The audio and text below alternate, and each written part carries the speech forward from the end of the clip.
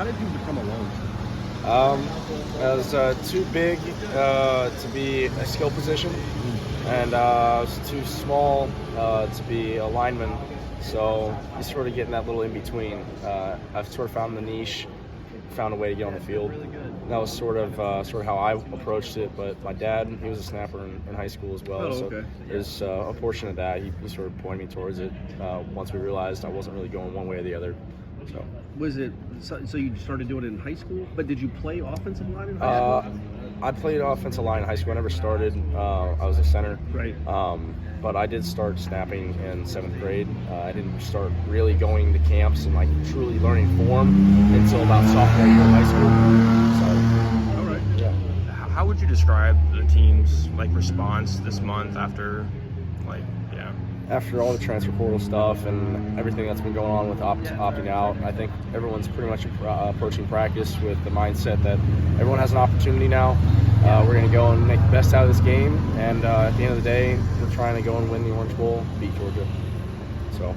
Can you take us back before the season, your final season, Tallahassee, when you get elevated to scholarship? What was that? Getting put on scholarship was awesome. It really helped out on my end. Just being able to get recognized for the efforts I've been putting in over the years was great. Overall, nothing really changed in terms of how I approached anything. All that came out was just a little bit of recognition, the financial support. So that's pretty much my approach on that. How did that moment come together? Was it a conversation? It was sort of a conversation about just where I was at and how it would help me out at the end of the day. Never wanted to take advantage of anything more than what I should. But at the end of the day, it was just a candid conversation, and it worked out for the best.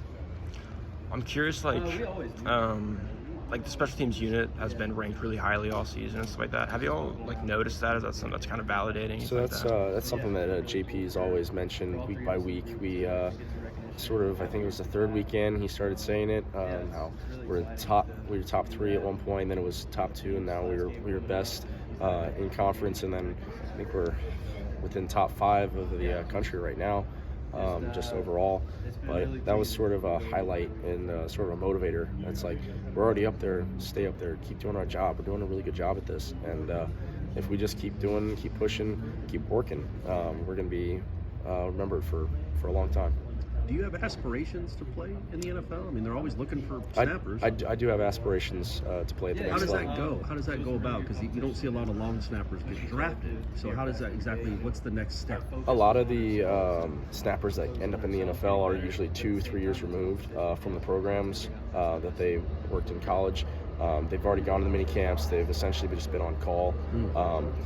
When it comes to snappers in the NFL, long shelf life. Right, yeah. Unless you get injured or start screwing up really badly or eventually just get too expensive. They rarely switch out. If you see anyone get brought into a team, it's mainly to do preseason games to show that they can do the job, and then they just go on that on-call list. Oh, okay. But that's the majority of how it goes, from what I've witnessed and what I've heard from my buddies who've gone to the next level. But for my aspirations, I do want to try. I want to get my name out there, eventually just either get on call or maybe I'll get lucky. We're coming up on a time where it's very old snappers right now, like 10 plus years for a lot of teams. So the chance of getting switched out is a greater possibility this year. But you're going to be in limbo, clearly, as all long snappers are. So what will you do in the what's your degree in? What is your plan after the Orange Bowl? So outside of football, I'm looking into making sure I have a job lined up. Right now, I'm hoping that I can land a couple interviews, full-time positions. That way, I can work out and use my undergrad in finance, my master in entrepreneurship, and come this spring my MBA. Okay.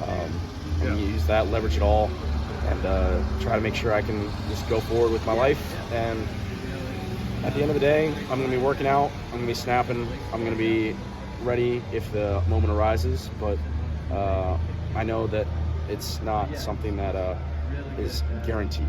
So I am ready if it doesn't pan out. But at the same time, I'm going to work as hard as I can to It do still it. stays sharp, though, right? course. In the snap. But how do you do that? Do you have people that come and catch snaps for you? Do you have targets on the wall? I have a lot of support. People catch, and when I can't get people to catch, I usually just snap into the wall, like you said. Just work on form, technique. But at the end of the day, I do have a large support system, so that helps out. And you're someone that's been recognized now as like a long snapper, national awards for long snapping and stuff. How special is that for you? The recognition is great. I've been improving all my college career, and at the end of the day, it's awesome to get that recognition. I know at the end of the day, I'm probably one of the best long snappers in college at this point in time for the past couple of years. That's my own opinion. And when it comes to the next level, I know that I have the capability to play at that level for when it comes to my snapping ability. Now it just needs to showcase that I can do the other aspects, blocking, running downfield at that level. Gotcha. Of course. Thank you.